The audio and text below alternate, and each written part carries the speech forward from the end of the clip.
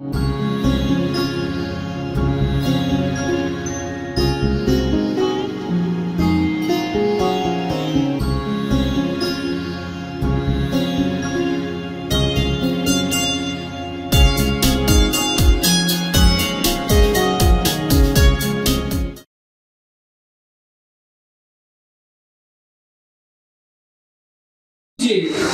तो अगर एक किसी की उंगली भी कट जाए तो उसको देख नहीं सकते ना, बड़ा दुख होता है कि एक व्यक्ति की उंगली कट गई, एक व्यक्ति का हाथ कट गया। लेकिन अर्जुन तो इतने भीड़ में इतने लोग जा रहे हैं और अर्जुन इसलिए भी डर गए कि नरक में जाने वालों की संख्या इतनी ज्यादा है क्या प्रभु। हम लोग अपने कामों में इतने व्यस्त हो जाते हैं, हम लोग अपने कार्यों में इतने मगन हो जाते हैं, संसार की ये जो चमक धमक है इसको देख करके कि हमें चिंता ही नहीं होती, दूर दूर तक हमें इसका सोच ही नहीं आता कि ये शरीर हमें त्यागना है, ये शरीर हमसे जबरदस्ती छीना जाएगा। आप चाहे कितना भी पनीर खाओ, कितने भी जिम में जाओ, कितना भी योगाभ्यास करो, कितना भी प्राणायाम करो, अनुलोम विलोम वॉक कुछ भी करो, आपका शरीर छीना जाएगा। ये सच बात है या नहीं? कौन कौन मानते हैं ये सच है? सब लोग मानते हैं ना। ये शरीर हमें देना पड़ेगा। और ये श्लोक जो मैंने पढ़ के सुनाया है ना, ये श्लोक ऐसा है कि इस श्लोक के अंदर अगर आप इस श्लोक को समझ गए तो आपका जीवन सफल है, और अगर आप इस श्लोक को नहीं समझे तो आपका जीवन असफल है। तो आप में से कौन कौन चाहता है कि मेरा जीवन सफल हो? तो इसलिए बड़े ध्यान से सुनना पड़ेगा और उसको अमल भी करना पड़ेगा। उस कार के अंदर बैठा हुआ व्यक्ति ठीक से ना चलाने के कारण एक्सीडेंट हो गया कार का, तो आप किसको बचाओगे? कार को बचाओगे या ड्राइवर को बचाओगे? ड्राइवर को बचाएंगे ना। लेकिन अगर कोई कहे नहीं नहीं पहले कार को बचाइए, तो वो व्यक्ति मूर्ख है या बुद्धिमान? मूर्ख है ना। ये शरीर भी कार के समान है और इसके अंदर बैठा हुआ आत्मा वो ड्राइवर है। लेकिन जो अंदर में बैठा हुआ तोता था उसको कोई कुछ भी दाना नहीं डालती थी।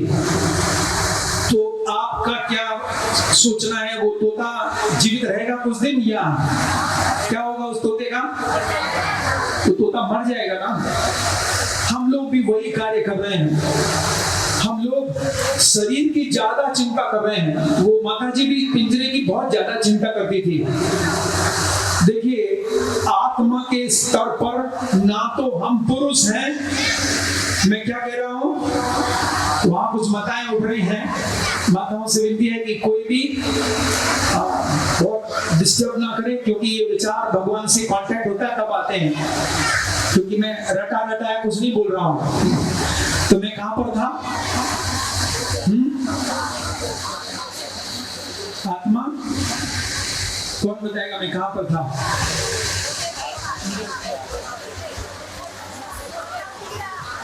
अगर हम आत्मा को भोजन नहीं देंगे, मैं विल पावर की चर्चा कर रहा था, यस, कि हमारी जो विल पावर है वो मजबूत होती है। और आजकल लोगों में पेशेंस समाप्त होती जा रही है। थोड़ा सा प्रॉब्लम हो जाए एकदम टेंशन में हो जाएंगे।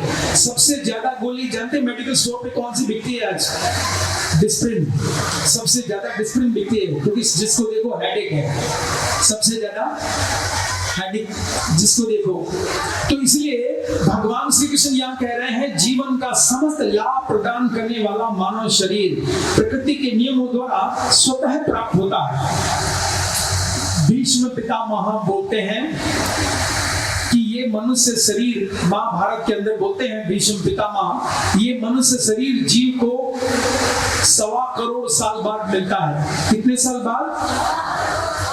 हाँ, मैं यहां पर था कि ये जो आत्मा है ना तो पुरुष है और ना स्त्री है, ना तो पुरुष है ना स्त्री है। आत्मा केवल भगवान का भिन्न अंश है। कृष्ण गीता के 7वें अध्याय के 4थे श्लोक में बोलते हैं, भूमि रापो अनलो वायु खम मनो बुद्धि रेविच अहंकार में भिन्ना प्रकृति अष्टधा। ये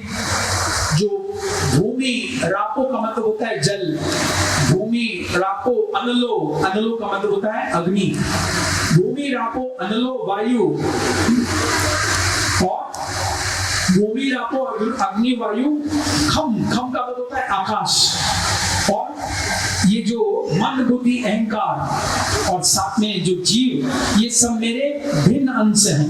हम सब भगवान के पुत्र पुत्रियां हैं, लेकिन हम अपने पिता को भूलने के कारण पता नहीं कितने युगों से यहाँ इस संसार में हैं। अब कैसे संसार से निकलेंगे हम लोग? कभी हम घोड़ा बनते हैं तो क्या हमारी पहचान घोड़े की थी? कभी हम गधा बनते हैं तो हमारी पहचान क्या गधे की है? कभी हम बिल्ली बनते हैं, कभी चूहा बनते हैं तो क्या हम चूहा है?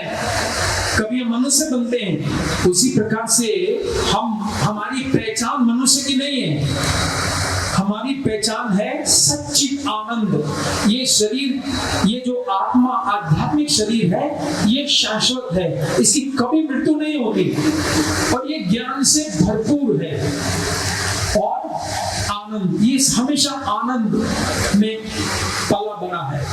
ठीक है, तो हमें करना क्या है? आप लोगों के लिए खुशी का समाचार है। खुशी का समाचार सब सुनना चाहते हैं ना? आप लोगों के लिए खुशी का समाचार ये है कि हमारी जो आत्मा है वो परमात्मा से बहुत प्यार करती है। उसके हृदय में इतना प्रेम है, इतना प्रेम है, इतना प्रेम है कि शास्त्रों में लिखने के लिए शब्द नहीं है। लेकिन ये जो प्रेम है, प्रेम का जो सागर है आत्मा के हृदय में, आत्मा के अंदर, वो छिप गया है। और ये मनुष्य शरीर भगवान ने इसलिए दिया है ताकि हम उस प्रेम को अवेकन कर लें, दोबारा से जागृत कर लें। मतलब, और ये जो हरे कृष्ण मंत्र है, जैसे इसको गाया जाता है, ये उसमें मदद करता है, ये उस सुप्त प्रेम को जगाता है। जैसे जैसे हम हरे कृष्ण का जप करते जाएंगे, जैसे जैसे हम 4 नियमों का पालन करेंगे, क्योंकि कलयुग जब इस संसार में आया था तो उसने कहा था कि मैं 4 स्थानों में रहूंगा, महाराज परीक्षित, 4 स्थानों में, और वो लोग मुझसे कभी नहीं बच पाएंगे जो 4 पापों का सेवन करेंगे। मैं नहीं जानता कितने लोग इसका पालन करते होंगे यहाँ पर। आप सुन लीजिए, श्रीमद् भागवतम के पहले स्कंद में परीक्षित महाराज के सामने कलयुग आया और उसने कहा, कलयुग ने कहा कि जिस जिस घर में मांस भक्षण किया जाएगा उस घर में मैं उपस्थित रहूंगा। और मांस के साथ साथ में उन्होंने बोल दिया है लहसुन और प्याज। जिन जिन घरों में ये खाया जाएगा वो मेरी गिरफ्त से बच नहीं पाएंगे। महाराज परीक्षित, ये तामसिक भोजन है, और जो तामस का मतलब है अंधेरा, आपको डार्कनेस में रखेगा, अंधेरे में रखेगा। लेकिन साधु के सामने अंधेरा टिक नहीं सकता। सूर्य के सामने हृदय में अंधेरा रहता है, लेकिन साधु के सामने नहीं टिक सकता अंधेरा। इसलिए मैं आपको शास्त्रों में से निकाल करके बता रहा हूं कि आप में से कोई अगर लहसुन, प्याज, मांस, अंडा ग्रहण करता हो तो आज से बंद कर दे। क्योंकि आपके टेलीविजन में तो एडवर्टाइजमेंट आती है कि संडे हो या मंडे रोज खाओ अंडे, है ना? तो उनसे ये पूछना चाहिए कौन से पेड़ पर लगते हैं ये अंडे? कोई पेड़ है या कोई ऐसी गुफा है जहां से निकलते हो अंडे? उनको ये नहीं पता कि संडे हो या मंडे रोज खाओ अंडे, लेकिन जब यमराज के पड़ेंगे डंडे तब पता चलेगा।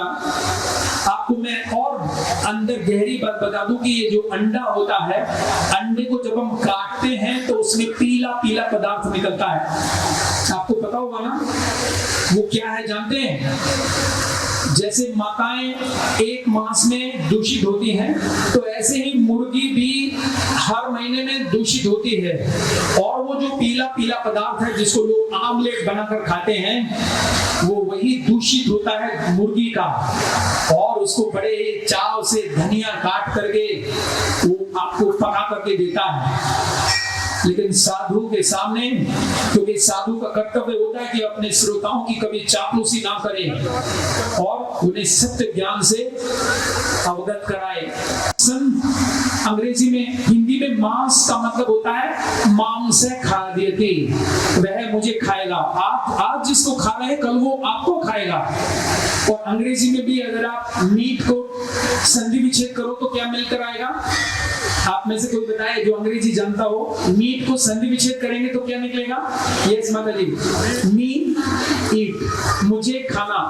तो अंग्रेजी वाले ने भी सही शब्द बनाया। तो आप भक्तों के चरणों में आज तक आप कुछ भी हुआ हो, आज की गारंटी मैं लेता हूं, आपके सारे पाप हम भगवान श्री कृष्ण को अर्पित कर देंगे। आज के बाद आज तक जो भी किया हो उसकी डिस्काउंट है, आपके खाता हम रद्द करा देंगे। ठीक है, भगवान से रिक्वेस्ट करेंगे कि ये भक्त बहुत अच्छे हैं प्रभु, श्रीमती राधा रानी से रिक्वेस्ट करेंगे कि जगत माता ये भक्त बहुत अच्छे हैं, बहुत अच्छा नाचते हैं कीर्तन में, पिछला इनका खाता रद्द कर दो। दूसरा पाप बताते हैं कलयुग कि जो व्यक्ति नशा करेगा, जो शराब मदिरा पान करेगा, और मदिरा के अंदर उन्होंने डाला है जो वाह ताज चाय आती है ना, वो चाय नहीं पीना जिसमें कि निकोटीन होता है, कॉफी में कैफीन होता है। ये भी कलयुग की गिरफ्त से बच नहीं पाएगा ऐसा व्यक्ति। तो आपके लिए बहुत अच्छा है कि आप देसी चाय ले सकते हैं, बाबा रामदेव की चाय ले सकते हैं, हमारे हरे कृष्ण मंदिर से चाय ले सकते हैं। वो आपके लिए शरीर से भी फायदा करेगी और आपको तमस से बचाएगी। आजकल इसलिए बच्चों की पढ़ाई में बच्चे इसलिए पढ़ नहीं पाते क्योंकि चाय जब बचपन से पिलाई जाती है तो उन बेचारों में इतना दिमाग होता नहीं कि वो उसी बात को याद कर सके। तो ये कौन बोल रहा है? कौन बोल रहा है ये जो मैं बोल रहा हूँ? दो बातें किसने कही? कलयुग स्वयं बता रहा है। कलयुग स्वयं बता रहा है कि मैं उस व्यक्ति की ऐसा पकड़ूंगा कि वो बच नहीं सकता मेरी गिरफ्त से। और तीसरा बताया गया है जो पुरुष और स्त्री अवैध स्त्री पुरुष संबंध बनाते हैं, अपने पत्नी के अतिरिक्त अगर किसी और माता की तरफ कुदृष्टि डालते हैं, या कोई स्त्री अगर किसी गैर पुरुष की तरफ कुदृष्टि डालती है तो उसको भी कलयुग की गिरफ्त से बचाया नहीं जा सकता। और चौथा है जो लॉटरी जुआ खेलते हैं, जो बात बात में झूठ बोलते हैं। माता पृथ्वी कहती है कि मैं उन लोगों का बोझ सहन नहीं कर सकती प्रभु जो लोग अधार्मिक नियमों का पालन करते हैं। तो ये 4 पाप हैं अगर कलयुग से बचना है तो। लेकिन गर्ग संहिता में कलयुग से बचने का उपाय बहुत सरल दे दिया है गर्ग मुनि जी ने। गर्ग मुनि जी कौन थे? जिन्होंने भगवान श्री कृष्ण का नामकरण किया था गौशाला के अंदर, नंद बाबा की गौशाला में नामकरण किया था उन्होंने एक भविष्यवाणी की है गर्ग मुनि ने गर्ग संहिता के अंदर। वो कहते हैं कि जब तक कलयुग के अंदर लोग भगवान श्री कृष्ण के नाम को गाते रहेंगे, जप करते रहेंगे, भजन करते रहेंगे, तब तक कलयुग की ताकत नहीं कि वो किसी व्यक्ति को पकड़ ले अपनी गिरफ्त में। तो आप भक्तों से बहुत सरल हमने मार्ग दे दिया। एक तरफ तो इतना बड़ा कलयुग का इतना बड़े बड़े रस्से, लेकिन दूसरी तरफ गर्ग मुनि जी कह रहे हैं आप भगवान का नाम गाते रहिए, भगवान का नाम नियमित रूप से जपिए, तो कलयुग अपना प्रभाव नहीं दिखा पाएगा। कोई भी बिना बुद्धि का नहीं होगा, सबके पास बुद्धि है, इसलिए तो कार्यक्रम में आए। और भगवान कह रहे हैं, करभजन ऋषि कह रहे हैं क्या? यज्ञ संकीर्तन प्राय यजंती ही सुमेध सा। मेधा का मतलब बुद्धि और सुमेधा का मतलब है the most intelligent person. The most intelligent person होंगे जो कलयुग में भगवान के नामों के कीर्तन में गाएंगे, नाचेंगे। और वो भगवान है, उनका नाम बताया है शास्त्रों में श्री कृष्ण चैतन्य। क्या नाम है? उनके रंग गोरे हैं, इसलिए उनको कहा जाता है गौरंगा। बोले गौरंगा, गौरंगा, गौरंगा, गौरंगा, गौरंगा, गौरंगा, गौरंगा। और वो भगवान जब आए उन्होंने भी भविष्यवाणी की उन्होंने वो बंगाल में प्रकट हुए थे, मायापुर में 18 फरवरी सन 1486 को, जिनकी श्रीमद् भागवत में, जिनकी लगभग प्रत्येक ग्रंथ में, यहाँ तक कि अथर्ववेद में भी भविष्यवाणी मिलती है। क्योंकि कई बार लोग कहते हैं कि पुराणों को नहीं मानते, वो पुराने हैं, हम वेदों को मानते हैं। तो वेदों में अथर्ववेद में पिपलाद शाखा, आप चेक कर सकते हैं, अथर्ववेद में एक ऋषि थे जो पीपल के पेड़ के नीचे छोड़ गए थे जिनके माता पिता, तो पीपल के पेड़ ने इसे पाला था, बड़ा होकर ऋषि बन गया, पिपलाद ऋषि।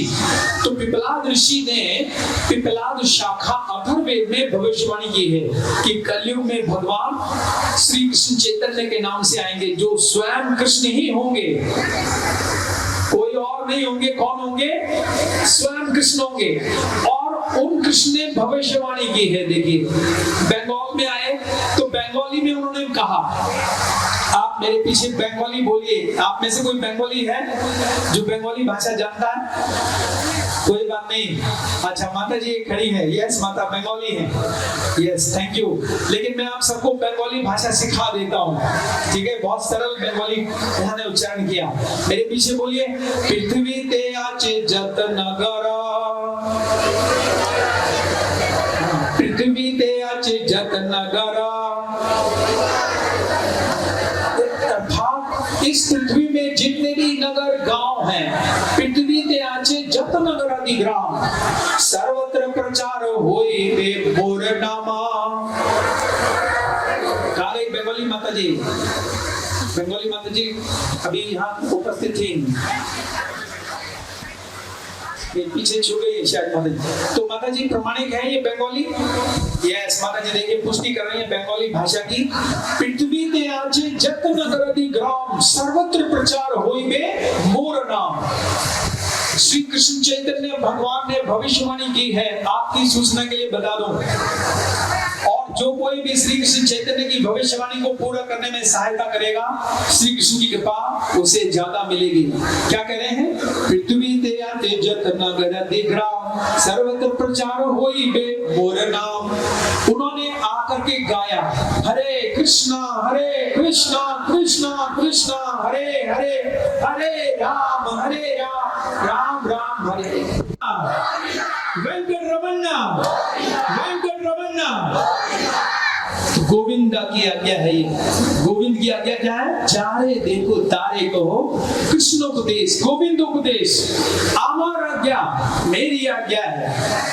तारों ही देश, इस संसार के सारे लोगों को चित्रगुप्त यमराज की दृष्टि से बचाकर मेरे पास पहुंचा दो। अगर मान लीजिएगा आपके नजर में कोई बच्चा खो जाए और आप उसको जाकर के रोटी दे दो शाम के टाइम, क्या वो सुबह फिर से भूखा नहीं होगा? है ना? उसको कपड़ा दे दो, कुछ दिन के बाद वो भी फट जाएगा। सबसे ज्यादा अच्छी सेवा क्या है किसी गरीब व्यक्ति की? सबसे ज्यादा अच्छी सेवा है कि उसे उसके पिताजी माताजी से मिला दो। सच बात है कि नहीं? उसको रोटी देने से वो क्या फायदा? वो फिर भूखा होगा, फिर आपको रोटी सप्लाई करनी पड़ेगी। इसी प्रकार से हम लोग इस संसार में भूले हुए हैं, भटके हुए हैं, और अपने दुखों के कारण हम लोग अंदर अंदर में स्ट्रेस में रहते हैं, घुटते रहते हैं। किसी के साथ में कोई परेशानी और किसी के साथ में कोई परेशानी, क्योंकि ये संसार क्या है? दुखालयम। जैसे चिकित्सालय होता है, न्यायालय होता है, पुस्तकालय होता है, पुस्तकालय में पुस्तक मिलती है और चिकित्सालय में चिकित्सा होती है। इसी प्रकार से कृष्ण गीता में बोल रहे हैं दुखालम, ये संसार मैंने दुखों का बनाया है अर्जुन। इस संसार से निकलने का प्रयास करना चाहिए हमें। अगर हम इस संसार से नहीं निकले तो कृष्ण क्या बोल रहे हैं आखिरी में? देखिए, मैंने अभी तक चर्चा की है, जीवन का समस्त लाभ प्रदान करने वाला मानव शरीर प्रकृति के नियमों द्वारा स्वतः प्राप्त होता है। यद्यपि यह अत्यंत दुर्लभ है, इस मानव शरीर की तुलना उस सुनिर्मित नाव से की जा सकती है जिसका मांझी गुरु है और भगवान के आदेश से अनुकूल हवाएं हैं जो उसे आगे बढ़ाती हैं। इन सारे लाभों पर विचार करते हुए जो मनुष्य अपने जीवन का उपयोग संसार रूपी सागर को पार करने में नहीं करता, तो आप लोग चाहते हो कि इस संसार से हमारा पार हो जाए? आपने सुना होगा ना, पार करेंगे नैया रे कृष्ण का नैया। वो पात्र को पात्र नहीं देखते कि ये व्यक्ति कम पढ़ा लिखा है, ये व्यक्ति गरीब है, ये व्यक्ति सुंदर नहीं है, ये व्यक्ति धनी नहीं है, ये व्यक्ति ऊंचे खानदान में नहीं है। भगवान श्री कृष्ण चैतन्य महाप्रभु इतने ज्यादा दयालु हैं, इतने ज्यादा दयालु हैं कि बस कि उनके अनुसार इस हरे कृष्ण मंत्र को अपना लीजिए। श्री कृष्ण चैतन्य महाप्रभु कहते हैं जैसे गले में कंठी माला धारण करते हैं, ऐसे इस मंत्र को धारण कर लीजिए और मेरी कथाओं को सुनिए। आपको हमेशा हमेशा के लिए सारे दुखों से मैं छुड़ा दूंगा। अब सोचिए अगर अब भी अगर कोई ये प्रयास नहीं करेगा तो फिर इसमें भगवान को दोष मत देना। इसमें दोष किसका होगा? किसका दोष होगा? इसमें हमारा दोष होगा। लेकिन मैं जब इस हॉल में आया था पहली बार भी और आज भी, मेरे अंदर से हमेशा मेरी आत्मा ये कहती कि यहाँ के जो लोग हैं वो बहुत पवित्र आत्मा हैं, ये लोग बहुत अच्छे कार्य में लगे हैं। और मैं अपनी ओर से भगवान से प्रार्थना करूंगा कि आपको सबको ये हरे कृष्ण मंत्र जप करने की शक्ति भगवान दे। And see the results, definitely देखिए आपका जीवन बदल जाएगा। ऐसा मत सोचना कि शायद ये मंत्र किसी ने दे दिया, इन्होंने लिख लिया, इन्होंने संस्था बना ली। ये मंत्र के लिए शास्त्रों में कम से कम 50 ग्रंथों में भविष्यवाणी है कलयुग के लिए स्पेशल। यहाँ तक कि श्रीमती राधा रानी वृषभानु के यहाँ कोई संतान उत्पन्न नहीं होती थी। वृषभानु जी गोवर्धन की परिक्रमा करने गए और वहां पर एक क्रतु मुनि बैठ करके तपस्या कर रहे थे गोवर्धन की तलहटी में। और उन्होंने उनसे कहा कि महाराज मेरे घर में कोई संतान उत्पन्न नहीं हुई है, आप कुछ ऐसा कीजिए मेरे घर में कोई संतान हो जाए। तो वृषभानु जी इसके सामने क्रतु मुनि ने कहा, उन्होंने कहा हरे कृष्ण कृष्ण कृष्ण हरे हरे, हरे राम राम राम हरे हरे। और क्या कहा? इति षोडशं कमनामना त्रिकाले कल्मषपहम्। थोड़ा सा मिलता जुलता है ये श्लोक जो मैंने पहले सुनाया था। त्रिकाल का मतलब है भूतकाल, वर्तमान काल और भविष्य काल। इन तीनों कालों में जो आपसे पाप होंगे, अनजाने में गलतियां होंगी, उनको मुक्त कर दिया जाएगा। ये कौन बोल रहा है? क्रतु मुनि बोल रहे हैं वृषभानु जी को गोवर्धन की परिक्रमा में। जब वृषभानु जी परिक्रमा करने गए, आप लोग जाते हो गोवर्धन की परिक्रमा में? कौन कौन ने की है गोवर्धन परिक्रमा अभी तक? हरि बोल, बहुत सुंदर। तो क्रतु मुनि कह रहे हैं इति षोडशं कमनामनां त्रिकाले कल्मषपहम् नातः परतरोपाय सर्व वेदेषु विद्यते। व्यासदेव ने कहा था दृश्यते, इन्होंने विद्यते कहा। और आप विश्वास कीजिए ब्रह्मांड पुराण में एक कथा आती है, उसमें कहा गया है कि वृषभानु जी ने आकर के एक बार कहा था क्रतु मुनि ने, मैं तो आज कम से कम 5 बार रिपीट कर चुका हूं ये बात। वृषभानु जी को एक बार कहा था क्रतु मुनि ने, महाराज इसका मंत्र जप कीजिए। और वृषभानु जी ने इस मंत्र का जप किया और उनके घर में एक दिन वृषभानु जी जब जा रहे थे सुबह उठ करके जमुना जी में स्नान करने, तो आकाश में एक महालक्ष्मी प्रकट हुई। महादेव आप तो देवों के देव हो, आप विश्वनाथ हो, इस संसार के नाथ हो। कलयुग में जीव के लिए कौन सा मंत्र सबसे ज्यादा गुणकारी है?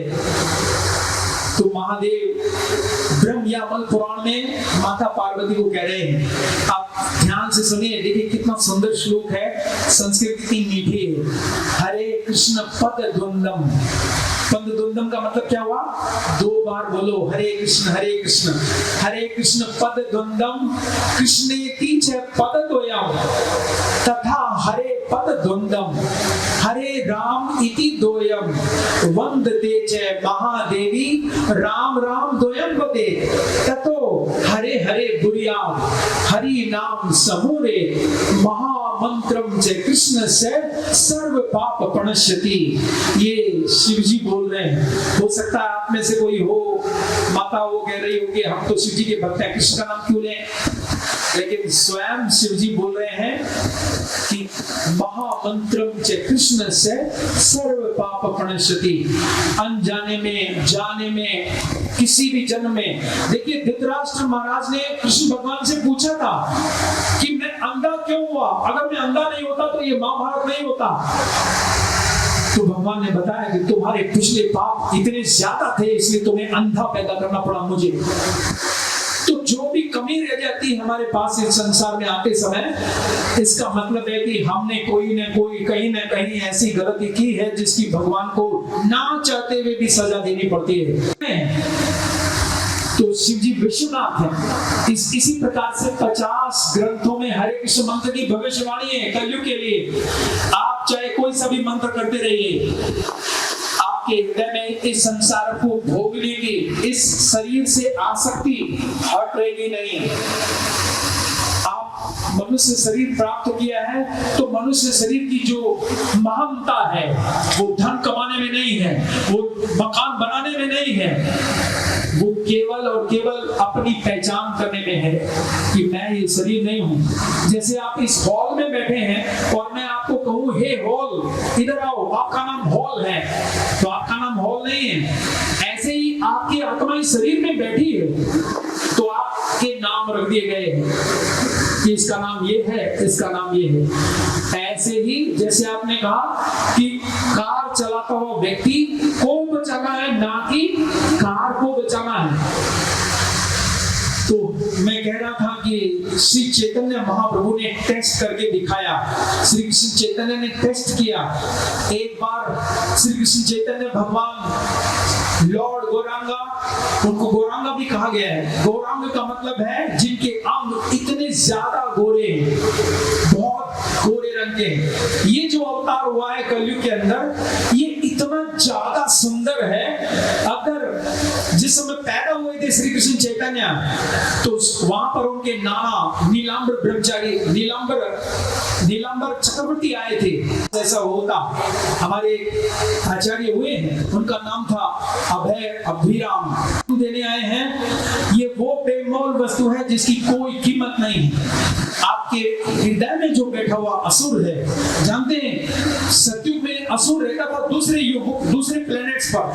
त्रेता में आया पृथ्वी पर, लंका में, और द्वापर में आया भाई भतीजा मामा के अंदर। लेकिन कल असुर ने कहा कि कलयुग में क्या करोगे मेरा, मैं प्रत्येक व्यक्ति के हृदय में बैठ जाऊंगा, तब मुझे कैसे मारोगे। तो भगवान इसीलिए चैतन्य का नाम लेकर आए हैं कि मैं चेतना शुद्ध कर दूंगा, असुर बैठे हुए उस व्यक्ति की चेतना को शुद्ध कर दूंगा अपने हरे कृष्ण मंत्र के हथियार से। तो इसलिए भगवान कलयुग बैठा है कहाँ, असुर कहाँ बैठा है, हृदय में बैठा है सबके। आप चाहोगे तो आपका मन कहेगा छोड़ो ना, क्या करने की जरूरत है, सुनो सबकी, करो मन की, क्योंकि असुर है।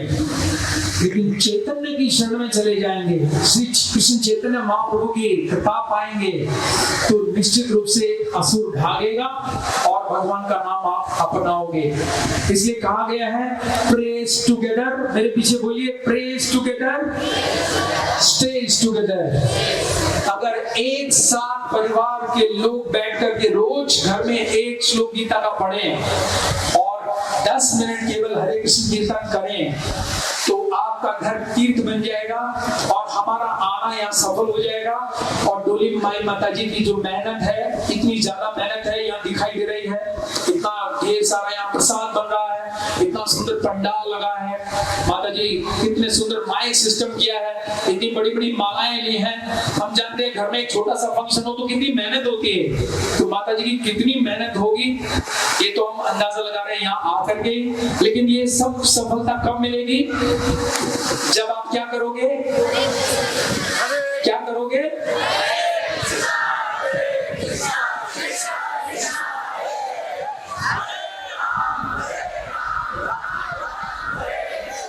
बस यही करना है और गीता पढ़ना है। तो यहाँ पर मैं विराम करता हूँ अपने संदेश का और आखिरी पंक्ति अब पढ़ता हूँ। अगर अपने से किसी ने नहीं माना, किसी ने नहीं माना, तो कृष्ण आखिरी में कह रहे हैं पुमान भवा भिन्न करेच आत्मा। ऐसा व्यक्ति केवल और केवल अपनी ही आत्मा का हत्यारा है, जो अपनी आत्मा को भटकने के लिए छोड़ देता है। न जाने वो कभी गधा बनेगा, हो सकता है कि आज आप IAS ऑफिसर हो सकता है आज आप बहुत धनी हो, लेकिन अगले जन्म में नीचे गिरना पड़ेगा। ये कृष्ण बोल रहे हैं भागवतम 11वां स्कंद अध्याय 20 और श्लोक संख्या 17 में। तो मुझे पूरा विश्वास है कि आप में से कोई भी अपनी आत्मा का हत्यारा नहीं बनेगा, कोई भी आतंकवादी नहीं बनेगा, सब लोग आस्तिक बनेंगे, कोई भी नास्तिक नहीं बनेगा। तो आप गीता ले सकते हैं। यहाँ पर कई भक्त हैं जो भगवद गीता रखते हैं, हमारे राजेंद्र गोयल प्रभु हैं। और अगर आप हमारे यहाँ पर आए हुए हैं, यस ये प्रभु जी आए हैं हमारे श्याम प्रभु, तो इनसे कांटेक्ट कर सकते हैं। और इसके अतिरिक्त हम हर शनिवार को, आज क्या वार है, आज शुक्रवार है ना, तो हर शनिवार को हम यहाँ मिलते हैं। इनकी शरण में आ गए हम लोग भी, इन्होंने हमें भी यहाँ भी शरण दे दी कि आप यहाँ पर आइए। तो अगर आपको आज का कार्यक्रम अच्छा लगा हो, अगर आप चाहते हो कि सॉकेट में प्लग लगा रहे और मोबाइल की चार्जिंग होती रहे, आपके शरीर, आपके हृदय रूपी मोबाइल की चार्जिंग होती रहे, तो आप प्रत्येक शनिवार यहाँ आ सकते हो। और 7 बजे से लगभग 8 बजे तक कीर्तन होता है और 8 बजे से 9 बजे तक इसी प्रकार से कथा होती है। और उसके बाद सबके लिए फुल प्लेट भर करके, माताओं के लिए तो बहुत खुशी की बात है कि आपको भोजन खाना कुछ नहीं बनाना कल से। हर शनिवार छुट्टी बोल दो घर वालों की कि खाना खाना है तो वहां चले जाइए, खाटू श्याम बाबा हनुमान मंदिर। सबके लिए हम फुल प्रसाद सप्लाई कर रहे हैं, हमारे राजेंद्र गोयल जी और नजफगढ़ के बहुत बड़े बड़े व्यक्ति सब लोग सप्लाई कर रहे हैं इस भोजन की, कि जो भी कथा में आएगा, जो भी कीर्तन में आएगा, भरपेट फुल प्रसाद हम सबके लिए। तो आप आ सकते हैं इस कार्यक्रम में भी। और मैं आप सब भक्तों का, विशेष रूप से डोली माई माता जी और इनके परिवार का, जितने भी लोग इनकी शरण में हैं, सबके चरणों में बहुत बहुत कोटि कोटि नमन करते हुए अपनी वाणी को विराम देता हूँ। और सबसे विनती करते हुए कि कृपा करके हरे कृष्ण मंत्र का जप अवश्य कीजिए, इसी में हमारा लाभ है। ठीक है, मेरे पीछे एक बार बोलिए, हरे कृष्णा हरे कृष्णा कृष्णा कृष्णा हरे हरे, हरे रामा रामा रामा हरे हरे। किसी का कोई प्रश्न है या कोई जिज्ञासा तो आपका स्वागत है, आप हिचकिचाइए नहीं, आप पूछ सकते हैं। अगर किसी का कोई प्रश्न है जो मैंने चर्चा की कुछ समझ में नहीं आया हो, तो हम लोग कुछ अवसर देते हैं ताकि आप पूछ सके प्रश्न कि हम आपने ये बताया ये हमारी समझ में नहीं आया। प्रश्न नहीं पूछने के दो ही अर्थ होते हैं, या तो सब कुछ समझ में आ गया या कुछ भी समझ में नहीं आया। तो मुझे विश्वास है सब कुछ समझ में आया होगा। ठीक है, एक माता पूछ रही है, यस माता।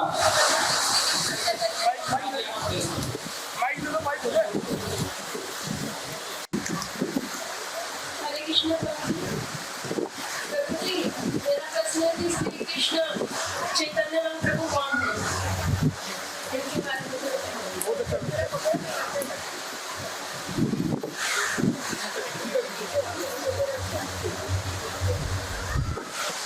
हरे कृष्ण प्रभु जी हरे कृष्ण कृष्ण कृष्ण हरे हरे, हरे राम राम राम हरे हरे। इस मंत्र में और राधा राधा जो ही प्रेमानंद जी कहते हैं, राधा वल्लभ श्री हरिवंश बोलने के लिए, इन दोनों में क्या फर्क है?